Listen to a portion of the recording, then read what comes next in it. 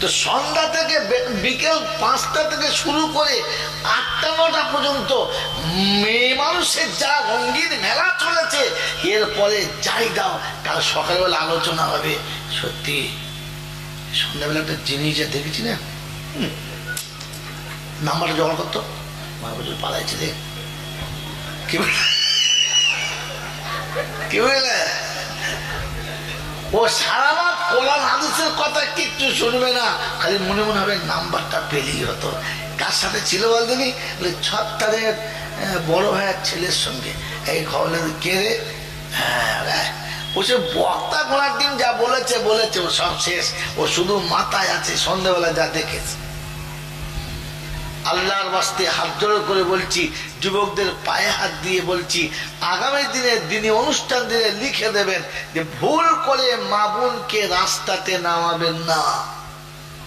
খোদা না করুক বক্তার নিয়ত খারাপ হয়ে যাবে, মসজিদের ইমামের নিয়ত খারাপ হয়ে যাবে, ও মেম্বারে সূরা ফাতিহা পড়বে আর ওদিকে সকিনা স্বপ্ন দেখবে আলহামদুলিল্লাহ রাব্বিল আলামিন আর রহমান। চিন্তা করছে রহমান বলছে, কিন্তু ওদিকে রহমান ছবি সামনে আসছে। কাবা সামনে আসে নাই, মদিনা সামনে আসে নাই, কবর সামনে আসে নাই, হাসর সামনে আসে নাই, ও সেই কাসর সামনে এসেছে। 3 রাকাতে জোহরের সময় সালাম ফিরিয়ে দিয়েছে। কি ইমাম সাহেব 3 রাকাত কেন? 3 রাকাত হলে বলো, বুঝতে হয় নাই। কি ও তো হুঁশই নাই, কারণ সকাল থেকে সারাদিন যা দেখেছে ওরা হুঁশ আছে, বেহুশে চালিয়ে দিয়েছে। খালি ইমাম সাহেবের দোষ দিলে হবে কি? জি মেরে মোহতম দোস্তর বুজুর্গ আল্লাহওয়ালা ভাইরা, আমাকে ক্ষমা করে দেবে, কিছু মনে করবেন না, কিছু মনে করবেন না। এই জন্য শোনাম প্রথমে যে আমি আল্লাহকে বিশ্বাস করি কি করি না। কি বলেন? বিশ্বাস করি, বিশ্বাস করি। যদি আল্লাহকে বিশ্বাস করি তাহলে এখান থেকে শুরু করি। আপনি আল্লাহ পাক শোনাচ্ছেন, আল্লাহ নবীকে আল্লাহ পাক শোনাচ্ছেন, নবী তুমি উম্মতের কাছে বলো, ইন্নামাদ দুনিয়া খুলিকাত লাকুম ওয়া ইন্নাকুম খুলিকতুম লিল আখিরাহ। এই মানব, এ হায় উম্মত, এই সারা কায়নাতকে আল্লাহ বানিয়েছে তোমার জন্য, আর তোমাকে বানিয়েছে তার আখিরাতের জন্য। মেরে মোহতরম দোস্ত বুজুর্গ, দুনিয়া বানিয়েছে আমার জন্য আর আমাকে বানিয়েছে আখিরাতের জন্য। একবার আমি নিজে ভেবে দেখি না, সারা পৃথিবীর সব তো আমার জন্য আমি পেয়ে গেছি, আমি কি আখিরাতের জন্য তৈরি হতে পেরেছি? আখিরাতের কথাই মনে নেই। আখিরাত বলে কিছু আছে এইটা কোনোদিন ভাবি না। আমাকে যে দুনিয়া ছেড়ে যেতে হবে এইটা মনে পড়ে? এইটা মনেই পড়ে না যে আমার মরতে হবে। 65 বছর বয়স হয়ে গেছে, এখনো নারকেল তেল দাড়িতে দিয়ে এমন করে আঁচড়ে খালি ভাব করছে, মনে হচ্ছে সবে দাড়ি নতুন উঠেছে, ও এখনো বুড়ো হয় নাই। মনে হয়েছে যে মরবে। এই জন্য মেরে মোহতরম দোস্ত বুজুর্গ, আল্লাহ পাক আপনাকে আমাকে ভাবার তৌফিক দান করুক, বলুন আমিন। অতএব নামাজি কিংবা বেনামাজি, টুপিওয়ালা কিংবা বিনা টুপিওয়ালা, কলমা পড়নেওয়ালা কিংবা কলমা না পড়নেওয়ালা, সকলের চিন্তা ফিকির, সকলের ধ্যান ধারণা যে আমি জান্নাতে যাব। আশা আছে তো? জোরে বলে, আশা আছে তো? তো ওই জান্নাতে যাওয়ার জন্য, ওই জান্নাতে যাওয়ার জন্য আল্লাহ পাক আমাকে কি নিয়ে যেতে বলেছে? কিছুই জানি।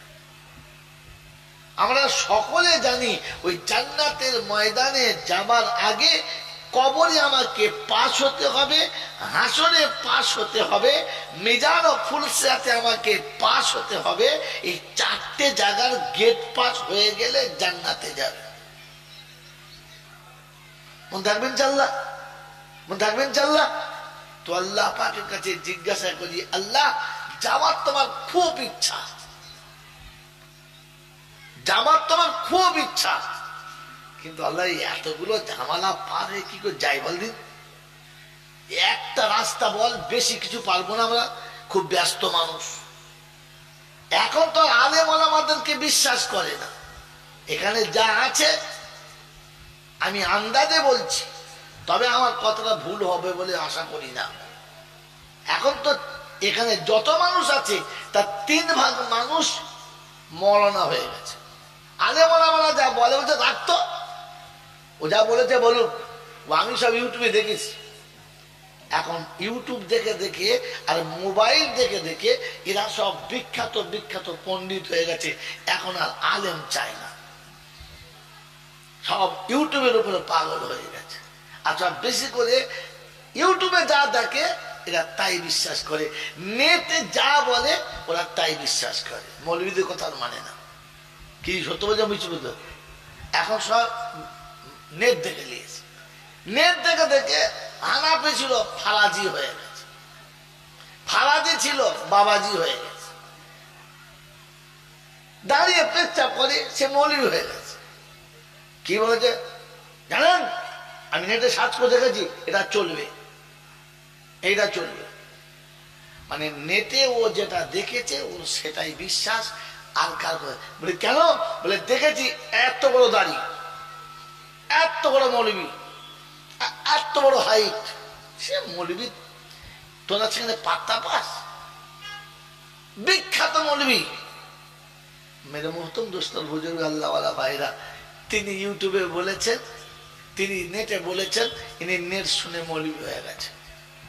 আর মৌলবীদের দরকার আর কোনো মশলা জিজ্ঞাসা করুন, দাঁড়ান দাঁড়ান দাঁড়ান দাঁড়ান দাঁড়ান একটু বলে দিচ্ছি, নেট খুলে দিলে চলবে, অসুবিধা নেই, চলবে। মিছে কথা মনে সত্য কথা। মেরে মহতম দোস্ত বুজুর্গ, এই জন্য সতর্ক করে দিচ্ছি, প্রথমে নেট থেকে দূরে থাকবেন, এখানে গেলেই ফেসে যাবেন। নেট মানে হলো জাল, আর জাল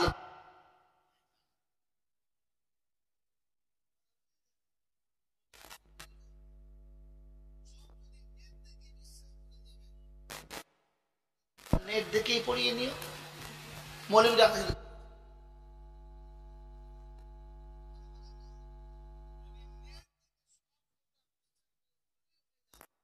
তাহলে আর মসজিদে ইমাম রেখে কি হবে? মেম্বারের ভেতরে মোবাইল ঘরে নেট চালিয়ে দিবি, নেট দেখেই নামাজ পড়লিবি। আমার বন্ধুরা, আমার আল্লাহওয়ালা ভাইরা, এরা এত বড় মানে নিরেট মূর্খ, নিরেট মূর্খ। এ মূর্খের মূর্খামুর শেষ নেই। নেট দেখে আলেমের বিচার করছে, উনি বিখ্যাত আলেম, উনি বিখ্যাত আলেম, তিনি বিখ্যাত আলেম, ঠিক আছে। গেলে ওই মৌলবীর কাছে যাও, গেলে ওই মৌলবীর কাছে যাও। এই বাবা, এই উঠে বস করে কেন? বসো বসো, এই মৌলবী ওই মৌলবী সেই মৌলবীর কাছে যাও, যাও, বারণ করছি না। একটা কথা শুনে নাও, আমরা ঠিক করেছি জলসার বক্তা অমুক মৌলবীর নেট দেখেছি, অমুক মৌলবী, ঠিক আছে যাও, অসুবিধা নেই। নেট দেখে যখন সব বিচার করেছো, তাহলে তোমাদের বাড়ি যখন কারো অসুখ হয়, অসুস্থ হও, তখন নেট দেখে ভালো ডাক্তার ঠিক করো, নেটে চিকিৎসা করি না। তখন না, তখন কোন ডাক্তার যাও বলতেনি, ওই ডাক্তার স্পেশালিস্ট বললে হ্যাঁ, তখন 30 জনকে জিজ্ঞাসা করে তবে ডাক্তারের কাছে যাও। তখন তার নেট দেখে যাও না। কি রোগ হয়েছে? বলে খুব জ্বর, পেটে ব্যথা। কোন পেটে? উপর পেটটা নিচল পেটে? বলে নিচল পেটে। তাহলে নেট বার কর, নেট বার কর, নেট বার করে দোকান থেকে ওষুধ কিনে খাই দাও, দেখবেন আপনাকে বলে দেবে তল পেটে ব্যথা হলে কি ওষুধ খাওয়াবেন, জ্বর হলে কি ওষুধ বলে দেবে, খাই দাও দেখি। বলছে না, খাওয়ায় না। ডাক্তারের কাছে যুক্তি নিয়ে ডাক্তার যদি বলে খাওয়াবে, বলছে পেটে টিউমার হয়েছে, অপারেশন করতে হবে, নেট বার করো, ঘরে তো বটি আছে, ধরে সালা টিউমার কেটে বাদ দাও। তখন বলছে না, ডাক্তারের কাছে যেতে হবে। কেন? টিউমারটা তোর কাটতে কি হয়েছে? তুই নেট জানিস, নেট দেখে কাট, নেট দেখে আর কিছুর উপরে বিশ্বাস করে না, শুধু ধর্মের ব্যাপারে নেট দেখে নিজে তৈরি করে নিলে। আরে মূর্খ কথাকার, শয়তান তো এটাই চাচ্ছিল তুই ওই রকম গোমরা হবি, যা নেট দেখে বিশ্বাস করে যা। এটা দোহাই আপনাদের কাছে, এতক্ষণ যা অতিরঞ্জিত কথা বললাম এগুলোকে কাজে লাগা।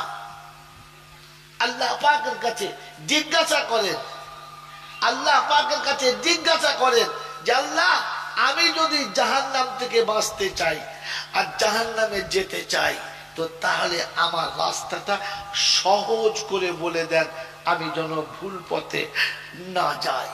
তো আল্লাহ নবী বললেন, কোন আলিমান, তোমরা প্রথমে আলিম হও, তোমরা প্রথমে আলেম হও। আও মুতাআল্লিমান, তা না হলে তালিবে ইলম হও। আর যদি আলেম ও তালিবে ইলম না হতে পারো, তাহলে এরা যা বলে তা মেনে নাও। আর যদি মেনে নিতেও কষ্ট হয়, তো তাহলে মেনে নেওয়া সহজ হওয়ার জন্য তোমরা এই দুটো দলের মানুষের সঙ্গে ভালোবাসা রাখো, তাহলে বাঁচার রাস্তা পেয়ে যাবে। মোহতরম দোস্তর বুজুর্গ আল্লাহওয়ালা ভাইরা, জ্ঞানীজনরা, সুধী মানুষেরা, আলেম তো হতে পারলাম না, তালিবে ইলম হতে পারলাম না, আলেম ওলামারা যা বলেছে তা তো মানলামই না, তো কমপক্ষে এদের সঙ্গে একটু ভালোবাসা রাখার চেষ্টা করি, হয়তো আল্লাহ পার করে দিতে পারে। কি বলেন, ফালা তাকুন খামিসা ফাতাহলিক, পঞ্চম দলে যাবে না, তাহলে কিন্তু ধ্বংস অনিবার্য। কি বলেন জি? এদের সঙ্গে ভালোবাসা রাখবেন ইনশাআল্লাহ, জোরে বলা রাখবেন ইনশাআল্লাহ, আলেমদের সাথে থাকবেন ইনশাআল্লাহ। কি বলে দেখো, খালি জোর করে বলছি ইনশাআল্লাহ, ভেবে বলছো তো? আলেমদের সাথে থাকবেন না আলেম আপনার সাথে রাখবেন, কোনটা? এই বাবা, এই বাবা, এই বাবা, এই চলো সারি যাও, সরে যাও। আলেমদের সাথে থাকবেন না আলেমরা আপনাদের সাথে থাকবে, কোনটা? ঘুরিয়ে বলেন, চট করে বলেন। আলেমদের সাথে থাকবো। আলেমদের সাথে থাকলে আলেমের ইচ্ছায় আপনাকে চলতে হবে, আর আলেম আপনার সাথে থাকলে আলেমকে আপনার ইচ্ছায় চলতে হবে। বলেন, এখন আমরা আলেমদেরকে আমার ইচ্ছায় চালাই না আলেমের ইচ্ছায় আমি চলি, কোনটা? এই কথা বলেন, আলেমের ইচ্ছায় আমি চলি না আমার ইচ্ছায় আলেম চলে?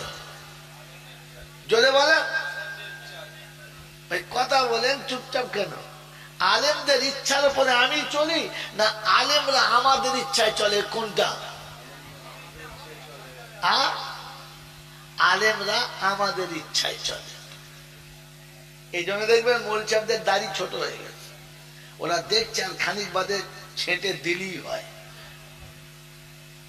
মৌলচাপরা মাথায় টুপি দিয়ে পথ চলতে এখন লজ্জা করছে, খুলে দিলে আসরের পরে একটু খুলে নিয়েছি, আসর পরে খুলতে খুলতে জোহরের পরেও খুলছে, ফজরের পরেও খুলছে। আলেমদের জামার নিচের থেকে উঠতে হাঁটুর ওপর পর্যন্ত চলে এসেছে, আর খানি ঘড়ি কাঁচা মারলো বলে। কারণ আলেমদেরকে আপনাদের ইচ্ছার উপরে চলতে হচ্ছে। তার নমুনা বলে দেবো, কি বলেন জি? বলে বাবা, এই চলে, এই চুপ করে বল না, বাড়ি যা। আলেমদেরকে আপনাদের ইচ্ছার উপরে চলতে হচ্ছে। মসজিদের ইমাম দুটো কথা বলবে, তো সে মোতোয়ালির দিকে তাকিয়ে বলতে হবে, মুসল্লির দিকে ভেবে বলতে হবে, হ্যাঁ না বলেন?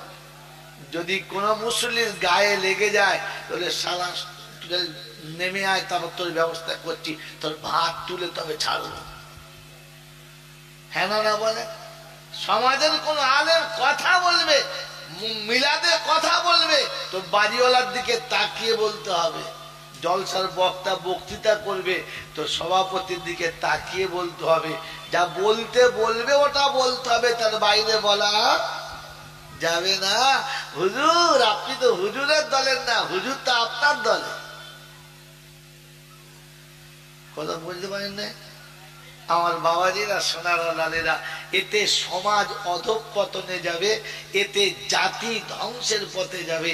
আল্লাহ আমাদেরকে ভুল বুঝে, নিজের ভুল বুঝে ফিরে যাবার তৌফিক দান করুক, বলুন আমিন।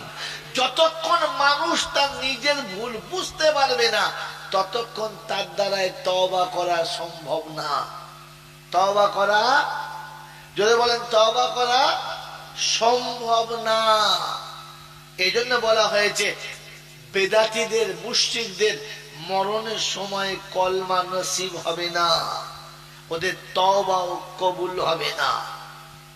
মেরে মোহতরম দোস্ত বুজুর্গ আল্লাহওয়ালা ভাইরা, জ্ঞানীজন সুধী মানুষেরা, আমি আর আপনি ভাবি আর ভেবে পথ চলার চেষ্টা করি, করবেন ইনশাআল্লাহ।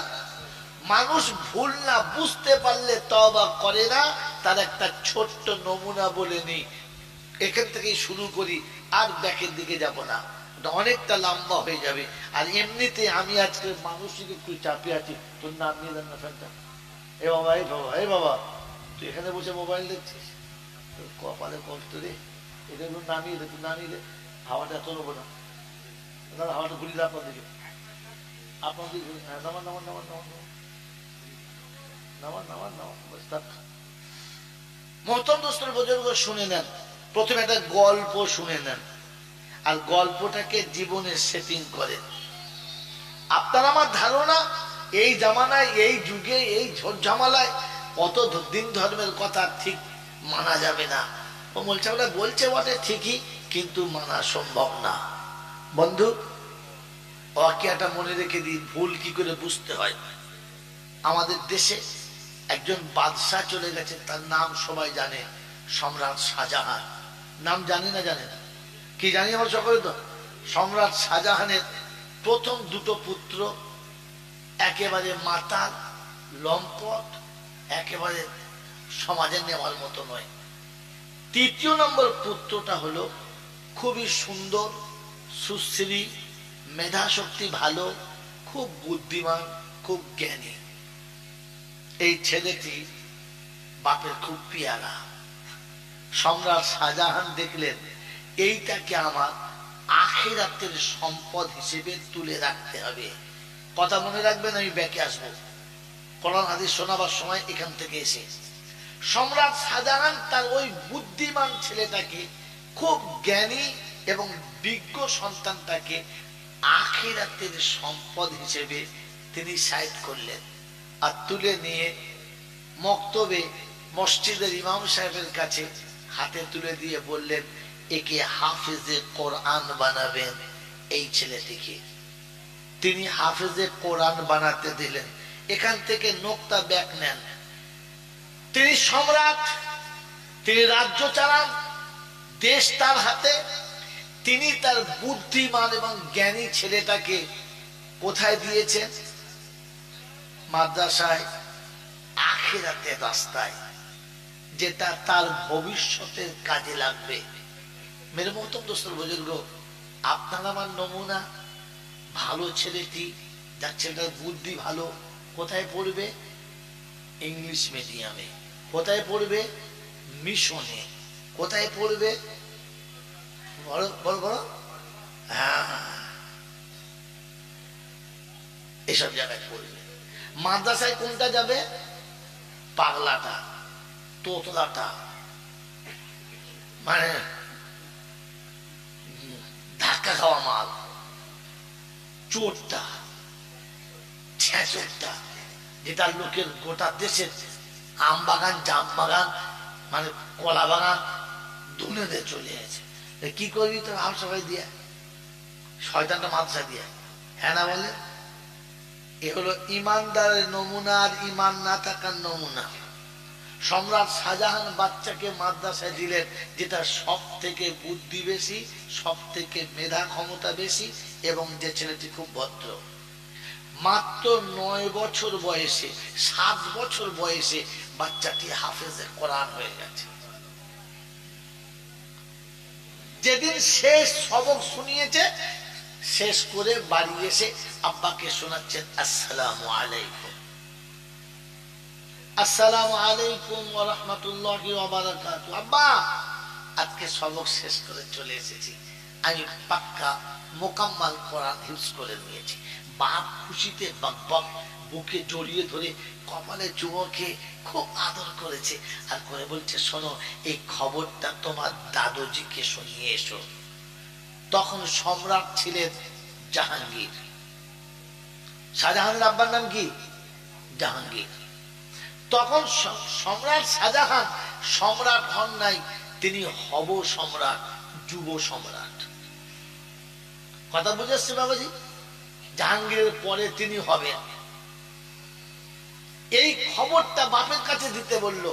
আব্বা তো সিংহাসনে বসে আছে, মসনদে বসে আছে, মনে মনে করছে আমার এই 7 বছরের ছেলে হাফেজ হয়েছে, শুনলে বাপ খুব খুশি হবে। বাঁশতলা গেলেই ফুল নরম, ওখানে নরম হলে রেহাই, আর গরম হলেই ধোলাই, বাঁচাবার ওখানে কেউ নাই। এই ক্ষমতার যিনি একাই মালিক, তিনি হলেন আল্লাহ।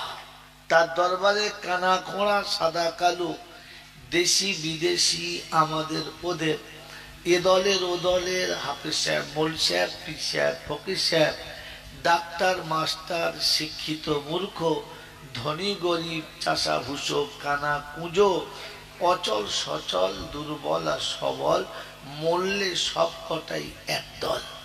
হানাফি, সাফি, মালিকি, হাম্বালি, কাদরিয়া, চিস্তিয়া, মোজাদ্দেদিয়া, নকশবন্দিয়া, দেওবন্দ, ফুরফুরা, তবলিগ, হেজবুল্লাহ, আদানগাছি, হাক্কানি, কাদিয়ানি, তালতলা, নারকোল ডাঙ্গা, পাথর চাবড়ি, পিয়ার ডাঙ্গা, মরে গেলেই কবর ডাঙ্গা, আর কোনো ডাঙ্গা নেই।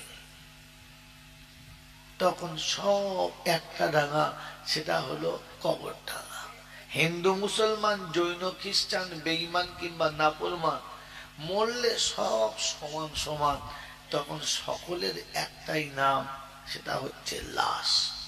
শ্মশানে যাক আর কবরে যাক, ফেরেশতারা বলে তাকিয়ে দেখ, যাচ্ছিস তো যা, তবে তাকিয়ে দেখ, সাথে যাচ্ছে বাঁশ। এখন তোর নাম লাশ, আর একজনই শুধু সাথী, সেটা হচ্ছে বাঁশ। শ্মশানে যাস আর কবরে যাস, যদি আমল থাকে তো পাস, আর তা না হলে ওই বাঁশ, এটা বুঝে বাড়ি যাস। মেরে মহতম দোস্তর বুজুর্গ, এই ক্ষমতার যিনি একাই মালিক, তিনি হলেন আল্লাহ।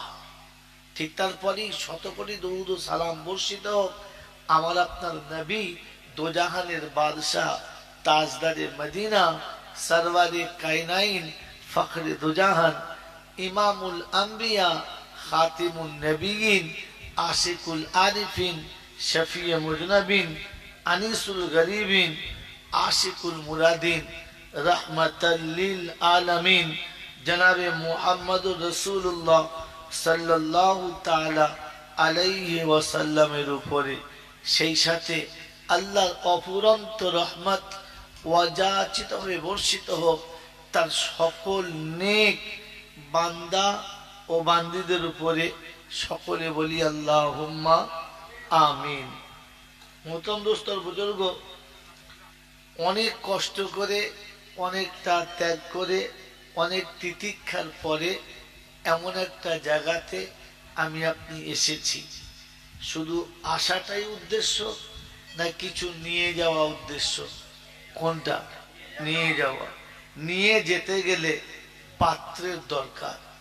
কিসের দরকার বলে? পাত্রের দরকার। যেমন জিনিস নেবেন তেমন পাত্রের দরকার। কথা বোঝেন নাই? যদি শক্ত জিনিস হয়, মাছ মাংস হয়, কিংবা কোনো বড় ধরনের কিছু হয়, তো আপনি ঝোলাই করে নেবেন কিংবা গামছায় বেঁধে নেবেন। আর যদি আপনার কাছে লিকুইড হয়, দুধ কিংবা শরবত হয়, তাহলে আপনাকে একটা শক্ত পাত্র আনতে হবে, যেখান থেকে পাস হবে না। হয় আপনার কাছে কোনো বড় পিয়ালা হতে হবে, আর তা না হলে কোনো জগ টগ হতে হবে। ওটা গামছায় বেঁধে নিয়ে যাওয়া সম্ভব না। মেরে মহতম দোস্তর বুজুর্গ, ইল তরলও না, ইল কোনো শক্ত জিনিসও না। এটা নিয়ে যেতে গেলে একটা পাত্রের দরকার। সেই পাত্রটার নাম হলো হৃদয়। সেই পাত্রটার নাম কি? হৃদয়। এই কথা বুঝবেন, বুঝে বলবেন, আমারও বলতে ভালো লাগবে, আপনাদেরও নিতে ভালো লাগবে। আপনি যদি বুঝে না বলেন তাহলে আমারও বিরক্ত হবে, অস্বস্তি লাগবে, আপনাদেরও নিয়ে তৃপ্তি হবে না। মেরে মহতরম দোস্তর বুজুর্গ, তাহলে ইলম নেওয়ার পাত্র হলো হৃদয়। জোরে বলেন হৃদয়। আর একটা কথা মাঝখানে বলে নেই, মেরে মহতরম দোস্তর বুজুর্গ, মালুম বস্তু যতই দামি হোক না কেন, খাদ্যটা যতই দামি হোক না কেন, প্লেটটি যদি পরিষ্কার না হয় তাহলে খাদ্যটি নেওয়া যাবে, খাওয়া যাবে না। নেওয়া যাবে, কি বলেন, নেওয়া যাবে, বলেন খাওয়া যাবে না। মহতরম দোস্তর বুজুর্গ, কোন মানুষ খুব আদর করে আপনাকে একটু মধু দিয়েছে, যে ভাই এটা নিয়ে যান। আপনি মধুটা নিয়েছেন, কিন্তু ওই প্লেটটাই নিয়েছেন যেটা রাতের বেলা পেচ্ছাপ করে। পেচ্ছাপের প্লেটে করে যদি মধু নিয়ে বাড়ি ফেরেন, আপনার বিবিও খাবে না, আপনার বাচ্চাও খাবে না, আপনার কাউকে দিলেও এমনিতে নেবে না। মধুটার কোনো দোষ নেই, মধুটার কোনো দোষ নেই। এর দোষের কারণ হচ্ছে ওই, যদি বলেন পাত্র ঠিক। অতএব পাত্র পরিষ্কার না হলে জিনিস যতই দামি হোক না কেন, ওই জিনিসটা ব্যবহার করার যোগ্য হবে, যদি বলেন না। এই জন্য বাচ্চাদের বলে রাখছি, এত সামনে বাচ্চা বসানো ভালো না। আপনারা বুড়োরা পিছনে বসেছেন, বাচ্চাগুলো সামনে দিয়েছেন, ও তো 5 মিনিট বাদে ঘুমাবে, আর তা না হলে চিল্লাবে। এই জন্য প্রথম কথা হলো, তোমরা হ্যাঁ না সুবহানাল্লাহ কুলু আল্লাহ কিচ্ছু বলতে হবে না, চুপচাপ করে শুনবে। তোমার যখন শোনার টাইম, বলার না। মনে থাকবে ইনশাল্লাহ। এই এই দুটা কে চালাচ্ছে? ও চালাচ্ছে। একে একে এখানে ঢুকিয়েছে। একদম চুপচাপ কথা শুনবে, কোন রকমের চিল্লা চিল্লি ভালোবাসি না। মেরে মহতরম দোস্তর বুজুর্গ, কেন বললাম ভালোবাসি না একটু পরই আবার আপনাকে দেখাচ্ছি। সবগুলো একবারে দেখালে ভালো লাগবে না। মহতরম দোস্তর বুজুর্গ, এখন এই যে পান করার জন্য এত সুন্দর দুধটা এখানে দিয়েছে, খাওয়ার জন্য তো, হ্যাঁ না না বলে, খাওয়া যাবে না যাবে না? যাবে। দুধটা পচেছে না। যে দিয়েছে কি হিংসা করে দিয়েছে? না। দেওয়ার সময় কি বলে দিয়েছে যে শালা খাবে ওর পেটে যেন কলেরা হয়? এ দোয়াও করে নাই। তবু খেতে গিয়ে না খাওয়া যাবে না। কেন? আমি নিজে দেখেছি, আমি নিজে দেখেছি। এই গ্লাসটাতে সন্ধ্যাবেলা ছেলেটা বমি করছিল, আর ও হাত পতি করে ধরছিল, কোথায় ফেলবে? গ্লাসে ফেল। আর ওই বমি করা গ্লাসে যদি দুধ দেয়, খাওয়া যাবে? জোরে বলে যাবে না। অতএব ইলম নেওয়ার পাত্রের নাম কি বলেছি বলেন? ইলম নেওয়ার পাত্রের নাম কি বলেছি বলো? ইলম নেওয়ার পাত্রের নাম কি বলেছি বলো? যদি বলে হৃদয়। বলেন এই হৃদয়টা খালি আছে না ভরা?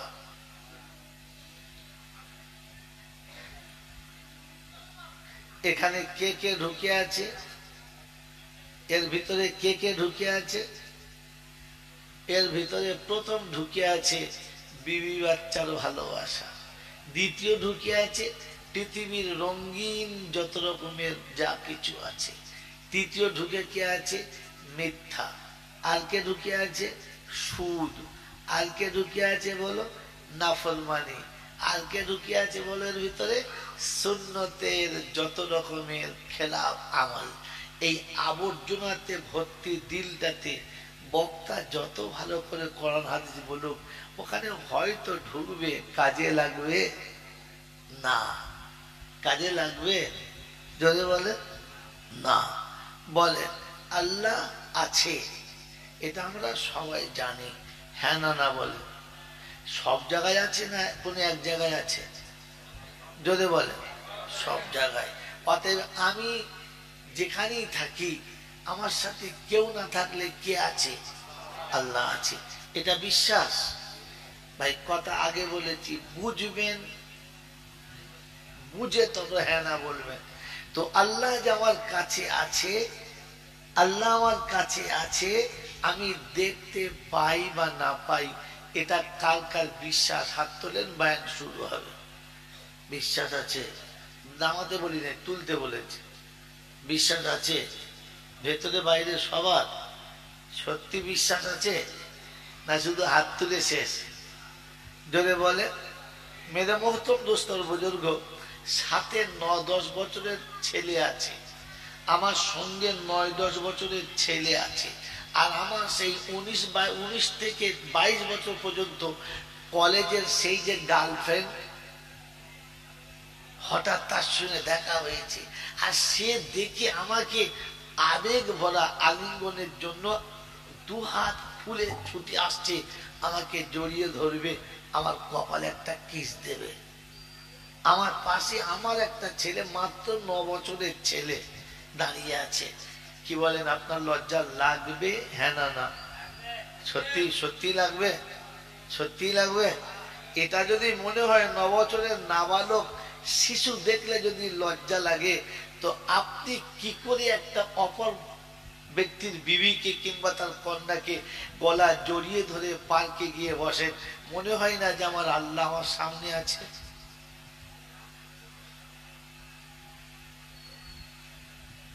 কোন লজ্জায় গিয়ে বসে? কি করে তার সাথে বসে নিরালায় কথা বলেন? আপনার মনে হয় না যে আমার পাশে আমার আল্লাহ আমাকে দেখছে? আপনি যে বললেন আমি বিশ্বাস করি আল্লাহ আমাকে দেখছে। মেরে মুক্তম দোস্তর বুজুর্গ, সারা জীবন এই মিথ্যার প্রাসাদে বসে আর সত্যবাদীর বুলিয়া ওড়ালে পৃথিবীর কেউ শুনবে? আমি বলেছি পাত্রে মাল নেওয়া যাবে, ব্যবহারের গ্রহণযোগ্য হবে না, ব্যবহার করার যোগ্য থাকবে। জোরে বলেন, আরো জোরে বলেন না। মেরে মহতম দোস্তর বুজুর্গ, হযরতে ওমরে ফারুক রাদিয়াল্লাহু আনহুর জামানাতে এক বৃদ্ধা মহিলা সন্ধ্যাবেলা কর্মের শেষে কর্মস্থল থেকে বাড়ি ফিরছিলেন। সন্ধ্যায় ঘরে প্রদীপ জ্বালার মতো কোনো তেল ছিল না, প্রদীপে দেওয়ার মতো কোনো অবশিষ্ট তেল ছিল না, তাই তিনি একটু তেল নিয়ে বাড়ি ফিরছিলেন। হঠাৎ রাস্তায় যেতে যেতে একটু হাওয়াটা জোর চলেছে, আর তেলের পিয়ালাটা হাত থেকে পড়ে গেছে, আর শুকনো জমিনে পড়তে দেরি তেলটা ওখানেই শুকিয়ে গেছে। তেলটা ওখানেই শুকিয়ে গেছে, চেষ্টা করেছে তেলটা তুলতে পারে নাই। ওখান থেকে পিয়ালা হাতে করে সোজা এসে আমিরুল মুমিনিন ওমরে ফারুকের দরবারে এসে শিকায়ত করলেন, কেস করে দিলেন, তার বিপক্ষে মামলা করলেন। আমিরুল মুমিনিন, আমি বৃদ্ধা, আমি অসহায়, আমি দরিদ্র গরিব, সারাদিনের মেহনতের পরে একটু তেল নিয়ে বাড়ি ফিরছিলাম প্রদীপ জ্বালবো বলে, যে তেলটা না নিয়ে গেলে আমার ঘরে প্রদীপ জ্বলবে না, কিন্তু জোর হাওয়ার কারণে হাত থেকে তেলের পেয়ালা পড়ে গেছে, আর মাটি সেটা শেষ করে দিয়েছে, আমার তেলের ব্যবস্থা করুন। আমিরুল মুমিনিন খাজানজিকে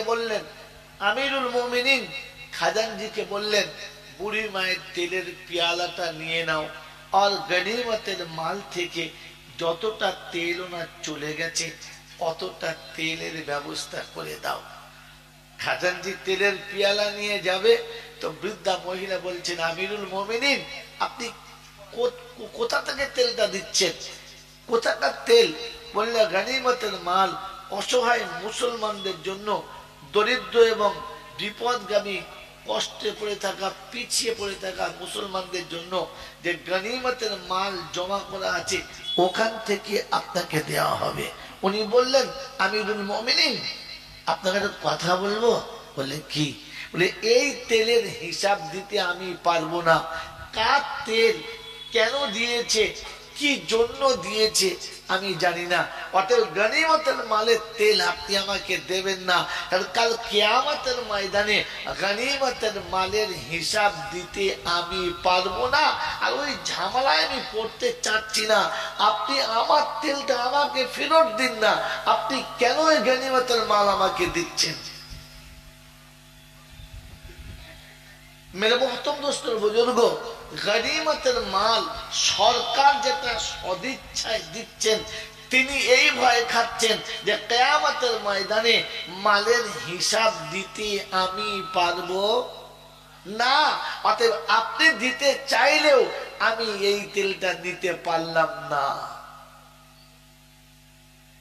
এটা একজন মুসলমান মায়ের নমুনা, যিনি বিধবা, যিনি অসহায়, যিনি দরিদ্র, সারাদিনের মেহনত করে এসে দুটো কামিয়ে খায়, তাকে সরকার একটু তেল দিচ্ছে, তিনি নেবেন না এই ভয়ে যে কিয়ামতে তাকে হিসাব দিতে হবে। কথা বুঝে এসেছে? আর আপনার আমার দেশের মা চকচকে শাড়ি পরে সুন্দর করে মাথা ঝেড়ে, কপালে একটা টিপ ঝেড়ে, পেট ফাঁক করে দিয়ে, পিঠটা হালকা খুলে দিয়ে সোজা করে বন্ধনে লোন আনছে। ও একবারও ভাবে নাই যে জাহান্নামে কোনো শালা যাবে না, প্রথমেই আমাকে ভরবে আর তারপর যাদের খাওয়াচ্ছি ওদেরকে ভরবে। ওর একবারও মনে হয় নাই আমি এই হারাম আর শুয়োরের পায়খানাটা আমার স্বামীকে তুলে খাওয়াবো কি করে, আমার নিজের বাচ্চাকে খাওয়াই কি করে, আর জাহান্নামী আমি হই কি করে, আর ওদের বানাই কি করে, কি জবাব দেবো? ওর মাথায় আছে? বলো হাসি মনে নিয়ে আসছে। আরে খোদার খাসিটা বিড়ি খাচ্ছে, বলছে যা আজ বৃহস্পতিবার টাকা দেবে, যা। ও বিড়ি খাচ্ছে,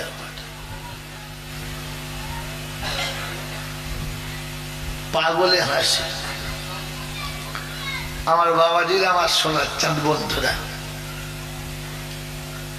একবারও ভাবে নাই, কারণ আল্লাহ যে আছে আর ওকে যে হিসাব দিতে হবে ওটাও বিশ্বাস করে না। ওটা লোকে বলে তাই শোনে, ওই যা শুনতে হয় তাই শুনেছে। জলসায় বক্তারা বলার কথা বলেছে, ওরা টাকা দিয়ে জলসা দিয়েছে, শোনার কথা শুনেছে। ওর যদি মনে হতো যে আমাকে হিসাব দিতে হবে, তাহলে স্বামীকে বলতো স্বামী উপোস থাকতে পারি, পেটে আঁচল বাঁধতে পারি, বাচ্চাদেরকে পানি পান করাতে পারি, কিন্তু এই সুদের টাকা আমি এনে খাওয়াতে পারবো না।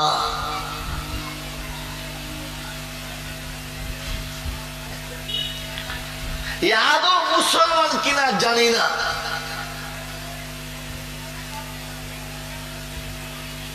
মেরে মহতরম দোস্ত বুজুর্গ, আদৌ যে এগুলো মুসলমান কিনা জানি না। কারণ বিয়ের দিনেতে শুধু মৌলভী সাহেব জোর করে কলমা পড়িয়ে দিয়েছে তাই দুবার কলমা পড়েছে, তা না হলে সদিচ্ছায় কলমা কোনদিন পড়েছে কিনা এইটাও বলা যাবে না। মুসলমানের প্রোডাকশন এটা ঠিক, যার প্রোডাকশনে ও তৈরি হয়েছে তাকে জিজ্ঞাসা করো, তুমি মাঠে নাঙল দেওয়ার সময় বিসমিল্লাহ বলে নাঙলটা ধরেছিলে কিনা? হাসছো? ছি ছি ছি ছি, এরপরেও হাসছো?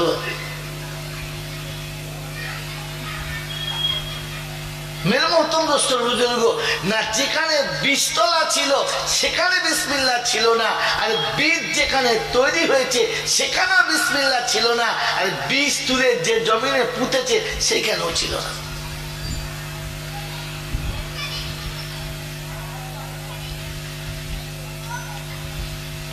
কালেমা তো জীবনে দুবার পড়েছে। কবার? আগে বলেছি বাচ্চারা কথা বলবি না, ওটা তোর দোষ নয়, গাছের দোষ। মেরে মহতরম দোস্তর বুজুর্গ আল্লাহওয়ালা ভাইরা, কালেমা জীবনে কবার পড়ে যদি বলেন? একবার। একবার কি ঝোঁকে পড়ে, আর একবার বিপদে পড়ে। কলমা কবার পড়ে যদি বলে না? কবার পড়ে বলে দিই, মুখ বন্ধ হয়ে গেছে। অত লোক হাসছে তাও মুখ খোলে। তার মানে মাল একবার জং খাওয়া মা, পালিশ করেও যে কাজ হবে সে কল নাই। মহতরম দোস্ত বুজুর্গ, যেদিন বিয়ে করতে করতে ঝোঁকে পড়ে কলমা করে দিয়েছে, লা ইলাহা ইল্লাল্লাহ লা ইলাহা ইল্লাল্লাহ, বাস। আর একবার বিপদে পড়ে যখন আনটান করছে, সারা এবার মরবি, চেষ্টা করছে, হ্যাঁ এবার মাল হাফ হাফ করছে, যাবে এবার। আর তো সারা জীবন কলমা দিয়ে ইচ্ছা করে পড়েছে, এর কোন দলিল আছে তুই বুঝতে পারছি? मेरे मोहतरम दोस्तों बुजुर्ग अल्लाह वाला भाईरा এই জন্য জলসা হবে, দামি দামি বক্তা আসবে, কথা খুব সুন্দর সুন্দর হবে, কিন্তু কাজ হবে না। কারণ কোরআন হাদিস তো সুন্দর ছিল, পাত্রটা গ্রহণযোগ্য ছিল না বলে মধুটা পান করার যোগ্য রইল না। জলসা হচ্ছে, জলসা কি হচ্ছে না যদি বলে জলসা, যেখানে কোরআন ও হাদিসের কথা হবে, আখিরাতের কথা হবে, জাহান্নাম থেকে বাঁচার কথা হবে। এজন্য বিশেষ করে ওলামাদেরকে দেখেছেন এলাকায় যাদেরকে আল্লাহ পাক কথা বলার মতো ক্ষমতা দিচ্ছে তাদেরকে ডাকা হয়েছে। কিন্তু মাগরিবের পরে থেকে মেয়েদের যা অত্যাচার হয়েছে, এ মাঠে আর কিছু হবে? সকালে ঘুম থেকে উঠে দুখানা হাইব্রিড মূলো চিবিয়ে খেয়েছে, বলে শরীর ভালো থাকবে, হজম ভালো হবে, মূলো খেলে হজম হয় ভালো। এখন সারাদিন বিরিয়ানি খাও, পোলাও খাওয়াও, জর্দা খাওয়াও আর গুর্দা খাওয়াও, যা খাওয়াবে খাওয়াও, সন্ধ্যেবেলা যখন ঘ্যাট করে ঢেকুর উঠবে তখন কিনো গন্ধ কিনো বেরোবে, মূল্য কি বেরোবে বলো?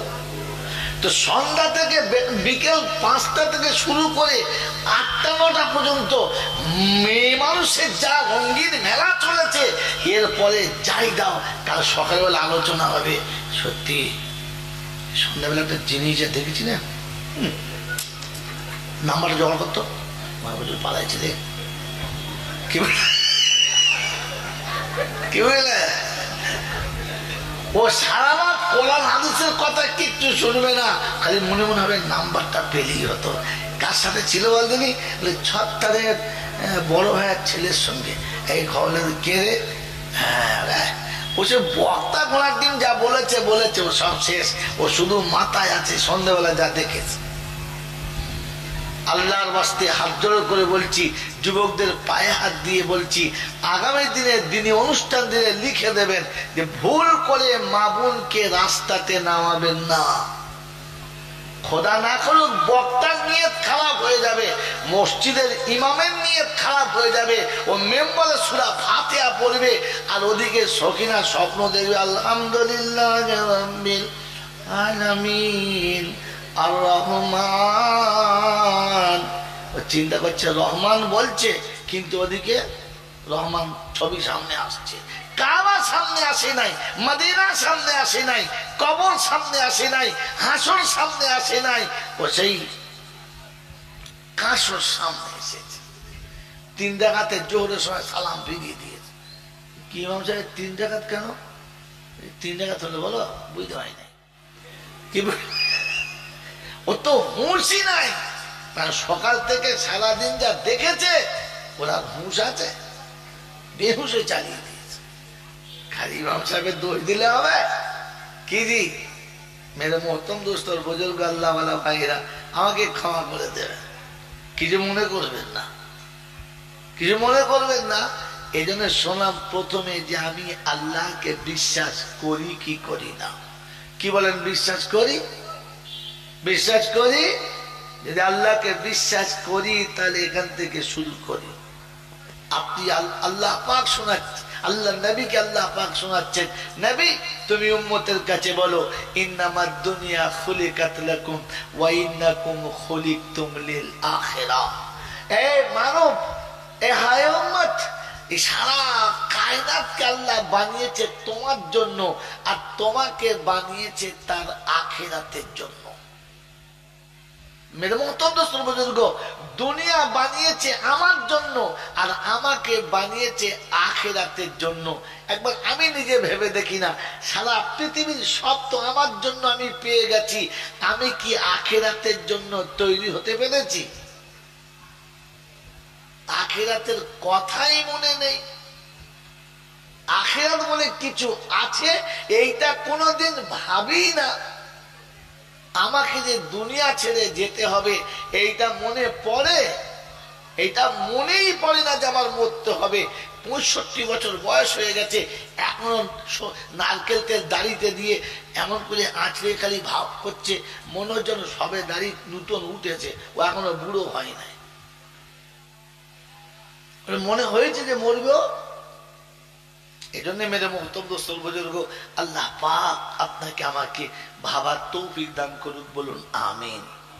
অতএব নামাজি কিংবা বেনামাজি, টুপিওয়ালা কিংবা বিনা টুপিওয়ালা, কলমা পড়নেওয়ালা কিংবা কলমা না পড়নেওয়ালা, সকলের চিন্তা ফিকির, সকলের ধ্যান ধারণা যে আমি জান্নাতে যাব। আশা আছে তো? জোরে বলে আশা আছে তো? তো ওই জান্নাতে যাওয়ার জন্য, ওই জান্নাতে যাওয়ার জন্য আল্লাহ পাক আমাকে কি নিয়ে যেতে বলেছে? কিছুই জানি। আমরা সকলে জানি ওই জান্নাতের ময়দানে যাবার আগে কবরে আমাকে পাস হতে হবে, হাসরে পাস হতে হবে, মিজান ও ফুলসিরাতে আমাকে পাস হতে হবে। এই চারটে জায়গার গেট পাস হয়ে গেলে জান্নাতে যাবে। মন থাকবেন চাল্লা? মন থাকবেন চাল্লা? তো আল্লাহ পাকের কাছে জিজ্ঞাসা করি, আল্লাহ যাওয়ার তোমার খুব ইচ্ছা, যাওয়ার তোমার খুব ইচ্ছা, কিন্তু আল্লাহ এতগুলো ঝামেলা পার হয়ে কি করে যাই বল দিন? একটা রাস্তা বল, বেশি কিছু পারবো না, আমরা খুব ব্যস্ত মানুষ। এখন তো আলেম ওলামাদেরকে বিশ্বাস করে না। এখানে যা আছে আমি আন্দাজে বলছি, তবে আমার কথাটা ভুল হবে বলে আশা করি না। এখন তো এখানে যত মানুষ আছে তার 3 ভাগ মানুষ মরনা হয়ে গেছে। আলেম ওলামারা যা বলে বলছে রাখতো, ও যা বলেছে বলুক, আমি সব ইউটিউবে দেখেছি। এখন ইউটিউব দেখে দেখে আর মোবাইল দেখে দেখে এরা সব বিখ্যাত বিখ্যাত পণ্ডিত হয়ে গেছে। এখন আর আলেম চায় না, সব ইউটিউবের উপরে পাগল হয়ে গেছে। আচ্ছা, বেশি করে ইউটিউবে যা দেখে এরা তাই বিশ্বাস করে, নেটে যা বলে ওরা তাই বিশ্বাস করে। মৌলবীদের কথা মানে না। কি সত্য বলছে মিছ বলতে? এখন সব নেট দেখে নিয়েছে, নেট দেখে দেখে হানাফি ছিল ফারাজি হয়ে গেছে, ফারাজি ছিল বাবাজি হয়ে গেছে, দাঁড়িয়ে পেচ্ছাপ করে সে মৌলবী হয়ে গেছে। কি বলেছে জানেন? আমি নেটে সার্চ করে দেখেছি, এটা চলবে, এইটা চলবে। মানে নেটে ও যেটা দেখেছে ও সেটাই বিশ্বাস। আর কার বলে কেন? বলে দেখেছি এত বড় দাড়ি, এত বড় মৌলবী, এত বড় হাইট, সে মৌলবী তোরা সেখানে পাত্তা পাস? বিখ্যাত মৌলবী। মেরে মোহতম দোস্তর বুজুর্গ আল্লাহওয়ালা ভাইরা, তিনি ইউটিউবে বলেছেন, তিনি নেটে বলেছেন, ইনি নেট শুনে মৌলবী হয়ে গেছে। আর মৌলবীদের দরকার আর কোন মশলা জিজ্ঞাসা করুন, দাঁড়ান দাঁড়ান দাঁড়ান দাঁড়ান দাঁড়ান একটু বল দিচ্ছি, নেট খুলে দিলে চলবে, অসুবিধা নেই, চলবে। মিঠে কথা মনে সত্য কথা। মেরে মহতম দোস্ত বুজুর্গ, এই জন্য সতর্ক করে দিচ্ছি, প্রথমে নেট থেকে দূরে থাকবেন, এখানে গেলেই ফেসে যাবেন। নেট মানে হলো জাল, আর জাল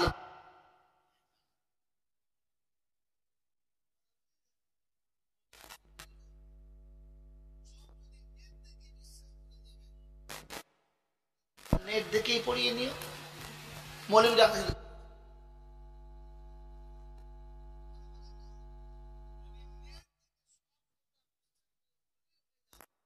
তাহলে আর মসজিদে ইমাম রেখে কি হবে? মেম্বারের ভেতরে মোবাইল ঘরে নেট চালিয়ে দিবি, নেট দেখেই নামাজ পড়লিবি। আমার বন্ধুরা, আমার আল্লাহওয়ালা ভাইরা, এরা এত বড় মানে নিরেট মূর্খ,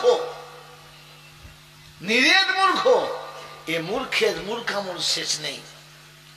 নেট থেকে আলেমের বিচার করছে, উনি বিখ্যাত আলেম, উনি বিখ্যাত আলেম, তিনি বিখ্যাত আলেম, ঠিক আছে।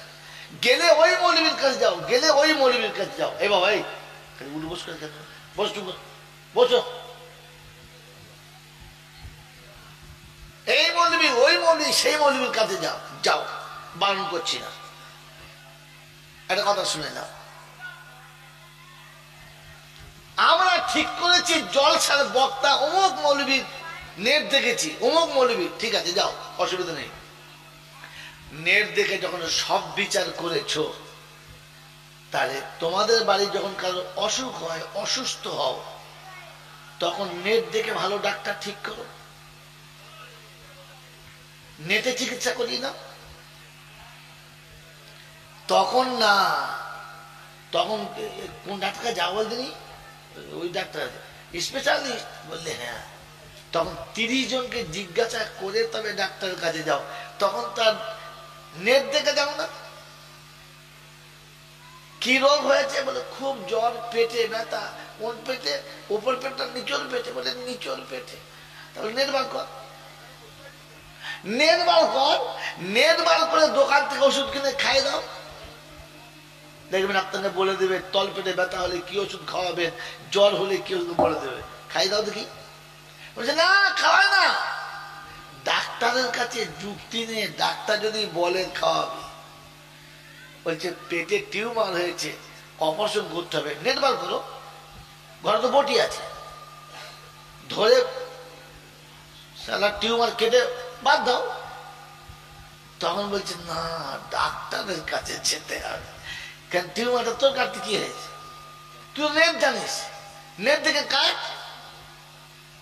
নেট দেখে আর কিছুর উপরে বিশ্বাস করে না, শুধু ধর্মের ব্যাপারে নেট দেখে নিজে তৈরি করে নিলে, আরে মূর্খ কথাকার, শয়তান তো এটাই চাচ্ছিল তুই ওই রকম গোমরা হবি, যা নেট দেখে বিশ্বাস করে যা।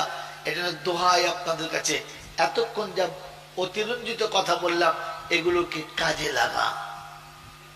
আল্লাহ পাকের কাছে জিজ্ঞাসা করেন, আল্লাহ পাকের কাছে জিজ্ঞাসা করেন যে আল্লাহ আমি যদি জাহান্নাম থেকে বাঁচতে চাই আর জাহান্নামে যেতে চাই, তো তাহলে আমার রাস্তাটা সহজ করে বলে দেন, আমি যেন ভুল পথে না যাই। তো আল্লাহ নবী বললেন কোন আলিমান, তোমরা প্রথমে আলিম হও, তোমরা প্রথমে আলেম হও,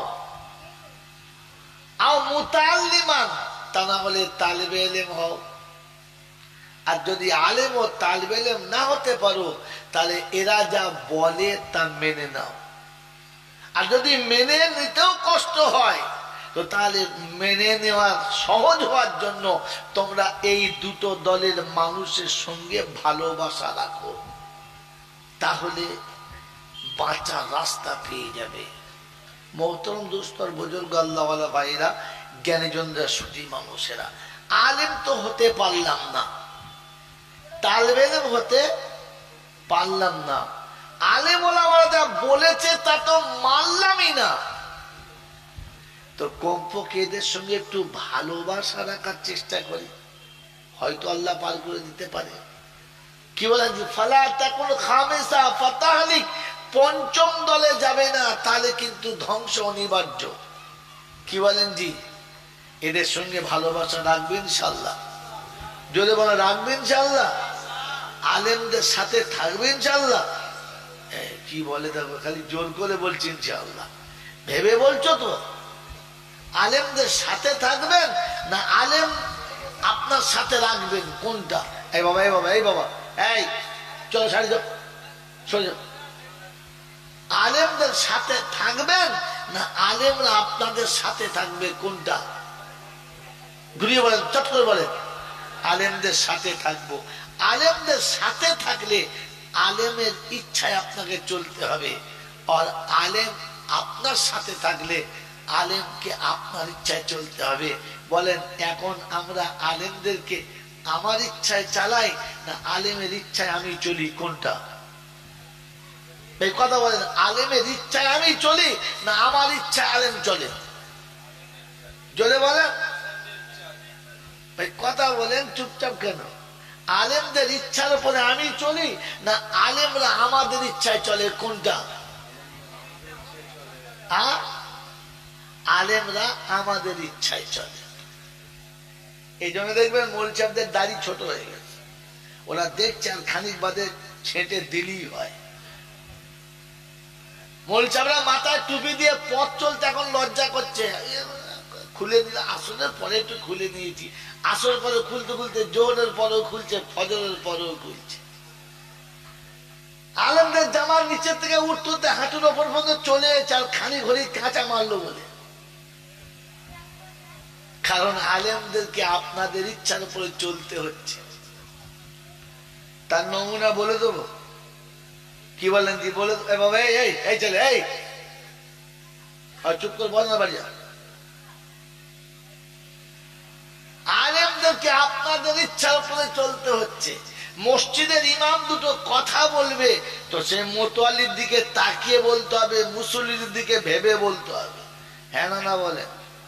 যদি কোনো মুসল্লির গায়ে লেগে যায় তাহলে সারা নেমে আয়, তারপর তোর ব্যবস্থা করছি, তোর ভাত তুলে তবে ছাড়বো। হ্যাঁ না বলে? সমাজের কোন আলেম কথা বলবে, মিলাদে কথা বলবে তো বাড়িওয়ালার দিকে তাকিয়ে বলতে হবে। জলসার বক্তা বক্তৃতা করবে তো সভাপতির দিকে তাকিয়ে বলতে হবে। যা বলতে বলবে ওটা বলতে হবে, তার বাইরে বলা যাবে না। হুজুর, আপনি তো হুজুরের দলের না, হুজুর তো আপনার দলে। কথা বুঝতে পারেন না আমার বাবাজিরা, সোনারা, লালেরা? এতে সমাজ অধঃপতনে যাবে, এতে জাতি ধ্বংসের পথে যাবে। আল্লাহ আমাদেরকে ভুল বুঝে, নিজের ভুল বুঝে ফিরে যাবার তৌফিক দান করুন, বলুন আমিন। যতক্ষণ মানুষ তার নিজের ভুল বুঝতে পারবে না ততক্ষণ তার দ্বারাই তওবা করা সম্ভব না। তওবা করা, যদি বলেন তওবা করা সম্ভব না। এই জন্য বলা হয়েছে বেদাতীদের, মুশরিকদের মরণের সময় কলমা নসিব হবে না, ওদের তওবাও কবুল হবে না। মেরে বলতাম দোস্ত বুজুর্গ, আল্লাহওয়ালা ভাইরা, জ্ঞানীজনরা, সুধী মানুষেরা, আমি আর আপনি ভাবি আর ভেবে পথ চলার চেষ্টা করি, করবেন ইনশাআল্লাহ।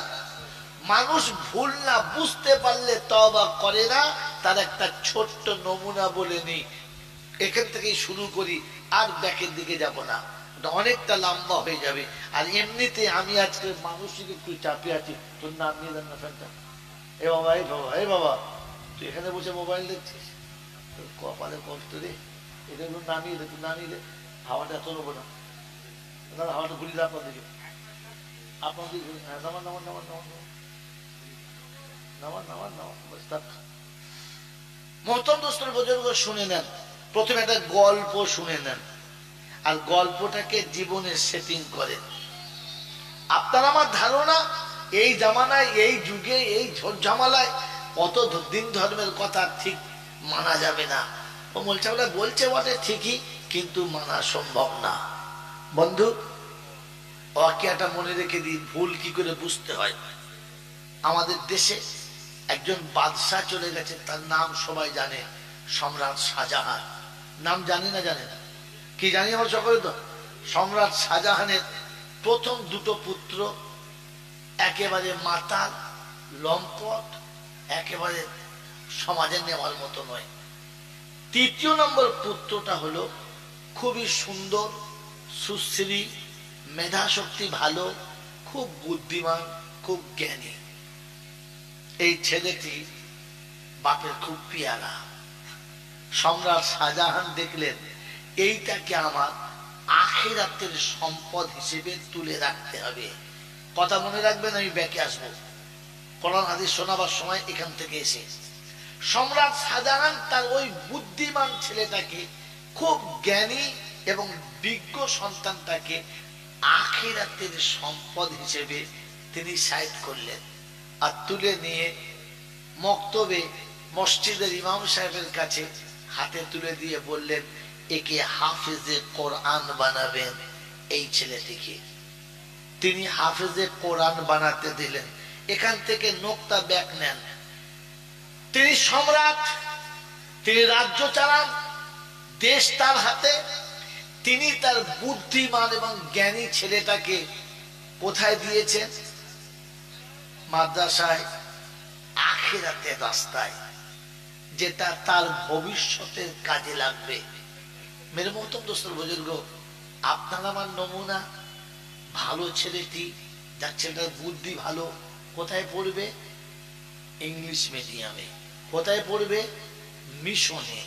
কোথায় পড়বে? বলো বলো বলো। হ্যাঁ, এসব জায়গায় পড়বে। মাদ্রাসায় কোনটা যাবে?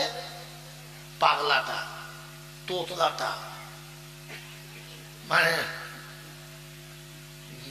ধাক্কা খাওয়া মাল, চোরটা, ছেঁচরটা, যেটা লোকের গোটা দেশের আম বাগান, জাম বাগান, মানে কলা বাগান দুনেতে চলে গেছে। কি করবি তোর আম সবাই দিয়ে? শয়তানটা মাদ্রাসা দিয়ে। হ্যাঁ না বলে? এ হলো ইমানদারের নমুনা আর ইমান না থাকার নমুনা। সম্রাট শাহজাহান বাচ্চাকে মাদ্রাসায় দিলেন, যেটা সব থেকে বুদ্ধি বেশি, সব থেকে মেধা ক্ষমতা বেশি, এবং যে ছেলেটি খুব ভদ্র। মাত্র 9 বছর বয়সে, 7 বছর বয়সে বাচ্চাটি হাফেজে কোরআন হয়ে গেছে। যেদিন শেষ সবক শুনিয়েছে, শেষ করে বাড়ি এসে আব্বাকে শোনাচ্ছেন, আসসালামু আলাইকুম, আসসালামু আলাইকুম ওয়া রাহমাতুল্লাহি ওয়া বারাকাতুহু। আব্বা, আজকে সবক শেষ করে চলে এসেছি, আমি পাক্কা মোকাম্মাল কোরআন হিফজ করে নিয়েছি। বাপ খুশিতে বকবক, বুকে জড়িয়ে ধরে কপালে চুমো খেয়ে খুব আদর করেছে, আর করে বলছে, শোনো, এই খবরটা তোমার দাদুজিকে শুনিয়ে এসো। তখন সম্রাট ছিলেন জাহাঙ্গীর। শাহজাহানের আব্বার নাম কি? জাহাঙ্গীর। তখন সম্রাট শাহজাহান সম্রাট হন নাই, তিনি হব সম্রাট, যুব সম্রাট। কথা বুঝেছে বাবাজি? জাহাঙ্গীরের পরে তিনি হবেন। এই খবরটা বাপের কাছে দিতে বলল। আব্বা তো সিংহাসনে বসে আছে, মসনদে বসে আছে, মনে মনে করছে আমার এই 7 বছরের ছেলে হাফেজ হয়েছে, শুনলে বাপ খুব খুশি হবে, গলা জড়িয়ে ধরবে, কোলে তুলে নেবে, কপালে চুমো খাবে, একটা উপঢৌকন দেবে, সাব্বাস দেবে, আমার ছেলেরও মন ভরবে, এই আশা করে পাঠালেন। কিন্তু দুর্ভাগ্য হলো এই যে সন্তান গিয়ে বললেন দাদুজিকে, আসসালামু আলাইকুম, ভালো আছেন দাদুজি? বললে হ্যাঁ, হাসি হাসি মুখ। কি খবর? বললেন, দাদুজি, আমি কোরআনে পাকের হাফেজ হয়ে গেছি, আর আজকে শেষ সবকটা শুনিয়ে বাড়ি এসেছি। মুখটা মলিন হয়ে গেল, মাথাটা নামিয়ে নিলেন, একটু অন্যমনস্ক হলো। দাদুর মুখের দিকে তাকিয়ে আছে, দেখে দাদু যেন নারাজ নারাজ ভাব, চেহারাটা গরম গরম, মুখটা মলিন, কোনো কিছু বললেন না, বলে ঠিক আছে যাও। বাচ্চা চলে এসেছে, মনটা বেশ ফ্রি নাই। সম্রাট শাহজাহান জিজ্ঞাসা করছে, কি ব্যাপার, দাদুর কাছে গিয়েছিলে? বললে হ্যাঁ। সালাম দিয়েছো? বললে হ্যাঁ। তুমি হাফেজ হয়তো শুনিয়েছো? বললে হ্যাঁ। দাদু কি বললে? কিছু বললেন না। কিছু বলেন নাই? না। কি বললেন? বললে আমি এগুলো শোনানোর পরে তার চেহারাটা মলিন হয়ে গেল, মনের ভিতরটা রাগ রাগ ভাব, আমাকে কোলেও নেন নাই, আদরও করেন নাই, বরং তিনি নিস্তেজ হয়ে গেলেন, তার মেজাজ উল্টো হয়ে গেছে বলে আমি নীরবে ওখান থেকে পালিয়ে এসেছি। শাহজাহান বলছে, আচ্ছা দেখি, এবার খবর নিই, বাপ এরকম কেন করলো? এটা আব্বা পারলো করতে তোমার সঙ্গে? আমার আব্বা এরকম করলো? বললে হ্যাঁ। বাচ্চা রেখে সম্রাট গেছে, কাছে গিয়ে আব্বা, সালাম নেই। কি ডাকছেন? আব্বা, ঔরঙ্গজেব এসেছিল? বললে হ্যাঁ। আপনাকে সালাম দিয়েছে? বললে হ্যাঁ। হাফেজে কোরআন হয়েছে শুনিয়েছে? বললে হ্যাঁ।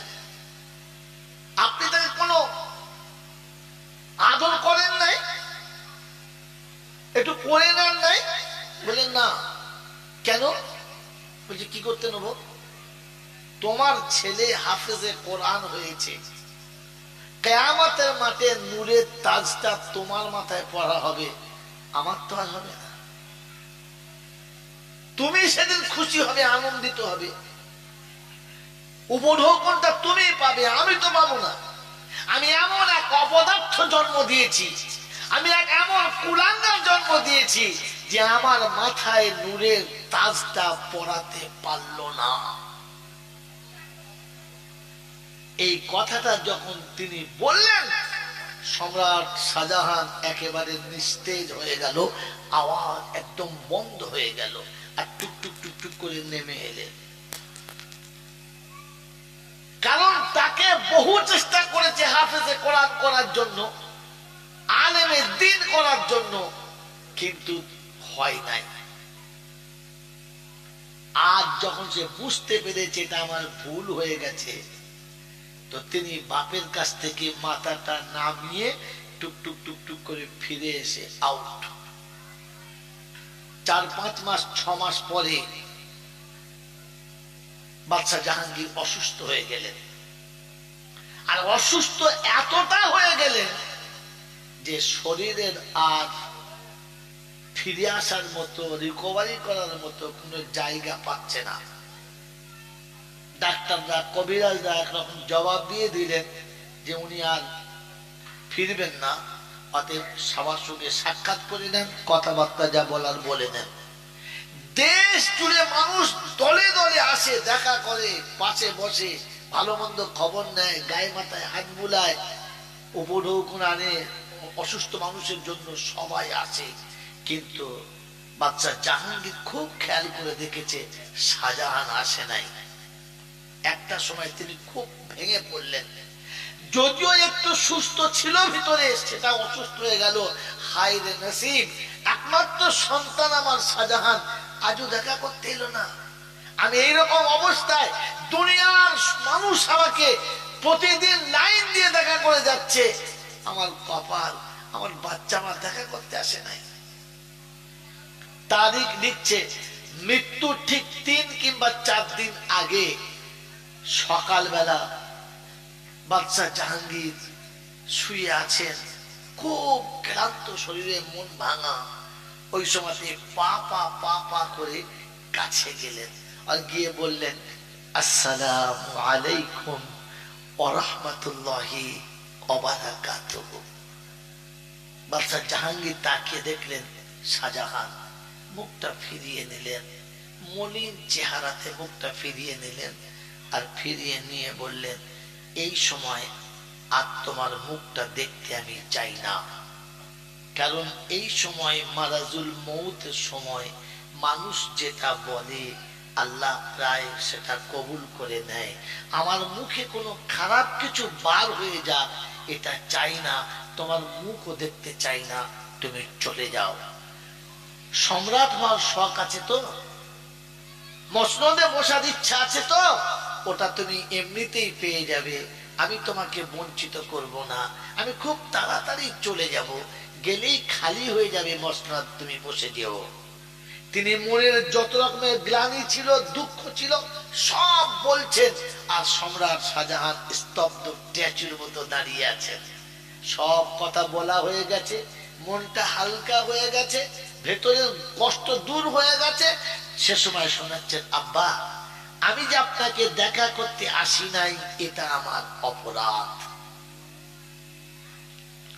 আমি যে আপনার সঙ্গে দেখা করতে আসি না, এটা আমার অপরাধ। আর আপনি যা কিছু বলছেন এটা বাঞ্ছনীয়, আপনার বলা দরকার। কিন্তু আব্বা, কোন কারণে যে আমি আপনাকে দেখা করতে আসি নাই, এই কথাটা শুনলে মনে হয় আপনি আমার প্রতি আর নারাজ হবেন না, আপনি আমার প্রতি আর মনোক্ষুণ্ণ হবেন না। আব্বা, আপনি একদিন প্রভাতে, একদিন সকালে আপনি আমাকে বলেছিলেন না যে আমি এমন এক কুলাঙ্গার জন্ম দিয়েছি, এমন অপদার্থ সন্তান জন্ম দিয়েছি যে আমাকে কিয়ামতের ময়দানে আল্লাহর হাতের বানানো নূরের তাজটা আমার মাথায় পরাতে পারলো না। আব্বা, ওই দিন আমি বুঝতে পেরেছিলাম আমি কত বড় ভুল করেছি আর কোন ভুলের মধ্যে আমি ডুবে আছি। তাই সেদিন ওখান থেকে বার হয়ে আমি সংসার থেকে চলে গেছি, আর ওই দিন হাফেজ সাহেবের কাছে গিয়ে সবক শুরু করেছি। আর প্রতিদিন শুনছি বাপ অসুস্থ, চোখের পানিও পড়ছিল, আর আমি কোরআনের তেলাওয়াত করছিলাম আর বলছিলাম, আল্লাহ, আমার আব্বা দুনিয়া থেকে যাবার আগে যেন আমি তার কানের কাছে শুনিয়ে দিতে পারি, আব্বা ওই আল্লাহর বানানোর নূরের তাজ থেকে আপনিও বঞ্চিত না, আপনার ছেলেও হাফেজে কোরআন হয়েছে। আমি আল্লাহর কাছে দোয়া করছিলাম যে আল্লাহ আপনি যেন অতক্ষণ তুলে নেবেন না। তাই সবাই আসছিল আর আমি তেলাওয়াত করছিলাম। আজ ফজরের নামাজ পড়ে কোরআনের শেষ সবকটা শুনিয়ে আমিও হাফেজে কোরআন হয়ে এসে আপনার সঙ্গে দেখা করেছি। আজ থেকে আপনিও আল্লাহর বানানো নূরের তাজের যোগ্য হয়ে গেছেন, হকদার হয়ে গেছেন। আমি আমার ভুলটা বুঝতে পেরেছি। মেরে মোহতরম দোস্ত বুজুর্গ, মানুষ ভুল যতক্ষণ না বুঝতে পারে ততক্ষণ তওবা করা সম্ভব হয় না। এটা তার নমুনা শোনালাম। তারিখ লিখছে যে তারা রাজা থেকে বাদশাহ, দেশ চালিয়েছে, রাজ্য চালিয়েছে, কিন্তু আখিরাত ভোলে নাই। আখিরাত ভোলে নাই, কারণ তারা জানতেন আমাকে চলে যেতে হবে, এ রাজত্ব থাকবে, এ মসনদ থাকবে, এ সিংহাসন থাকবে, আর আমাকে চলে যেতে হবে। তাই আখিরাত ভেবেছে। আজ আমি আর আপনি মসনদ তো দূরের কথা, পঞ্চায়েতে চেয়ার পেলে মনে হয় সেকেন্ড খোদা হয়ে বসে আছে। পাড়াতে ওর উপরে খোদা আর কেউ নেই, ও যা বলবে সেটা। ও আখিরাত তো মনেই করে নাই। একটা চেয়ারের জন্য একটুখানি কদিন পাচা ঠেকিয়ে বসার জন্য মানুষ পর্যন্ত খুন করে দিয়েছে, আত্মীয়তা ভুলে গেছে, নিজের মার পেটের গুণ ভুলে গেছে। তাই কবি লিখেছে, বোনের জমি জোর করে খায় মায়ের পেটের ভাই। বোনের জমি জোর করে খায় মায়ের পেটের ভাই। ছেলের ঘরে পীরের ছবি, বাপের জায়গা নাই। বাপের জায়গা যদি বলে নাই। আমরা ওই রকম মুসলমান তো ভাই, তওবা করার জায়গা কোথায় পাই? ভাবেন আমি আর আপনি বসে এজন্য কোরআন শোনাচ্ছেন। আমি আপনাকে শুনিয়েছি যে আল্লাহ দয়া করে করুণা করে মুসলমানের ছেলে তো বানিয়ে দিয়েছেন, মুসলমানের ছেলের জন্য কিচ্ছু দেন নাই। তিনি বলেছেন আসার সময় মুসলমান হয়ে আসবি, তাহলে বেঁচে যাবি। বলেন মুসলমান হয়ে যাব ইনশাআল্লাহ, হবে ইনশাআল্লাহ। ইনশাআল্লাহ এই মুসলমান হওয়ার জন্য প্রথম ইমানদার শর্ত। কি শর্ত? ইমানদার। বলেন ইমান, ইমানদার বা ইমানওয়ালা হবে ইনশাআল্লাহ, হবে ইনশাআল্লাহ। না আগে থেকে আছি? মানে আগে থেকে ইমানওয়ালা নাই, এবার থেকে হবে ইনশাআল্লাহ, হবে ইনশাআল্লাহ।